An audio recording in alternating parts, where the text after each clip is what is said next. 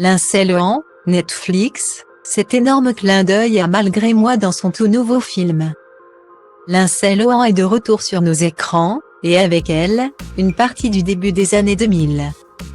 L'actrice aujourd'hui âgée de 36 ans a en effet accompagné l'enfance et l'adolescence de bon nombre d'entre nous, à nous quatre. Freaky Friday, Lolita Malgré moi, le journal intime d'une future star. Autant de films qui ont laissé derrière eux quelques souvenirs. Qu'ils soient bons ou mauvais. Néanmoins, être un enfant star, et d'autant plus chez Disney, n'a pas toujours de jolis côtés. À ce sujet, Demi Lovato s'est confiée à de nombreuses reprises sur son addiction à l'alcool et sur l'enfer de la drogue. Pour Lindsay Lohan aussi, les scandales se sont enchaînés, entraînant au fond des abysses sa carrière au cinéma et ses débuts dans la musique.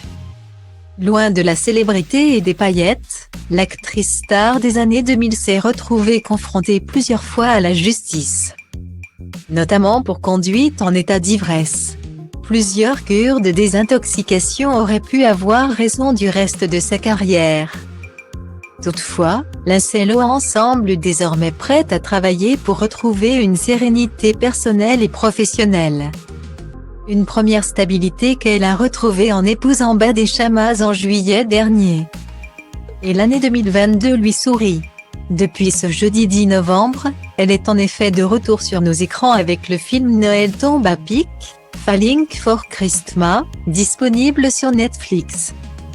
Une comédie romantique à laquelle elle donne la réplique à Kåre Overstreet. Il fait lui aussi son grand retour après avoir campé le rôle de Sam Evans dans la série Glee. Je n'ai pas été sur un plateau depuis si longtemps que j'étais tellement excitée d'y être. Comme si rien ne pouvait me déranger. J'étais juste de très bonne humeur, et si l'on ajoute à cela Noël.